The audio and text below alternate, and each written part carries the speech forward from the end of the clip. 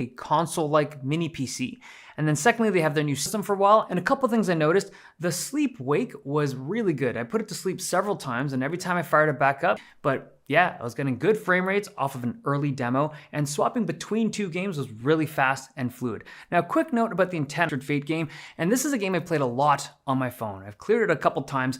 This is a game that needs a very tight and responsive controller. Any kind of latency will suck, and the new Steam controller felt awesome. I think a big part of it though is because of the sticks. The controller uses these TMR sticks that are a magnetic technology that's even better than Hall Effect. It's supposed to be just more. And trying to connect on a big screen in your living room. This is smaller wireless reliability, and you could have the Steam machine, the Steam frame, or maybe you don't have them. I mean, I played Cyberpunk on it at 4K, but had to use FSR upscaling together. Yeah. And it ran fine, you know, and at 1080p actually, just with no upscaling, because I dropped it down to that in the settings, and it, you know, it ran pretty fluid on that as well. I didn't have an exact FPS monitor on there, but yeah, it played pretty well. Just as a little living room console, like playing native games on your TV.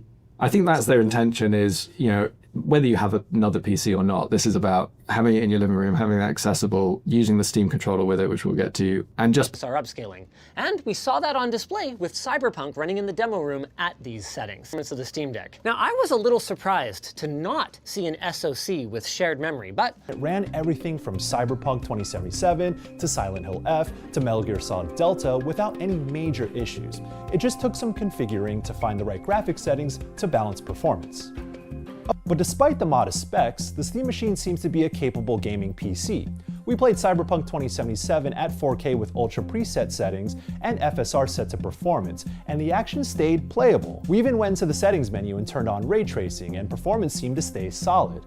Although we didn't have a frame counter up for Cyberpunk, I did get more granular with Metal Gear Solid Delta. It being an Unreal Engine 5 game, mileage will vary, but I found a good middle ground with 1440p, balanced FSR, and high quality settings, and getting 60 FPS at times and dipping to around the 40s at others. Things were slightly different with Silent Hill F though. After a lengthy process of installing the shaders, something every game seems to need to do these days, it defaulted to ultra settings at 4K with TSR, or Temporal Super Resolution, instead of AMD's FSR. At these settings, Silent Hill struggled, chugging along at what seemed to be 15 to 20 FPS, not exactly what I'd call playable.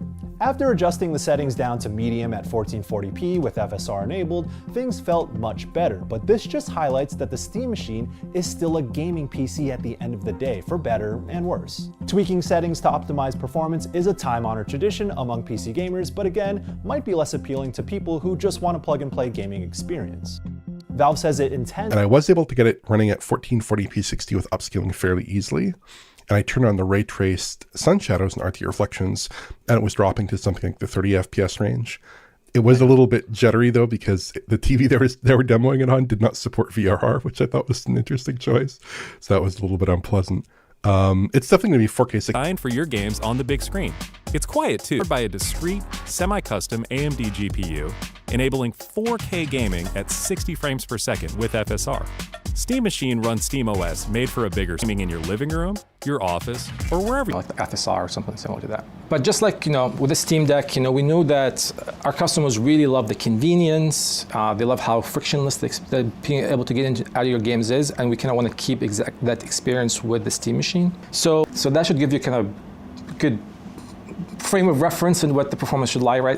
We think it's a very capable machine. Our benchmark has always been that it should be able to play every game it should have enough performance to play every game on Steam at 4K 60 when you do some sort of like FSR or upscaling. She could have this and just play games, PC games on her TV, exactly. And it works fine. This is one of the big things. Showed off that this could be someone's PC. Yeah, they set up that one with what was that?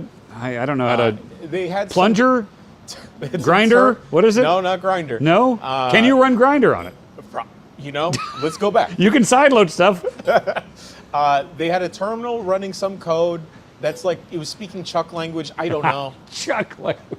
I like that. All right. But they also Chucklish. had like Chucklish, and obviously they had Steam.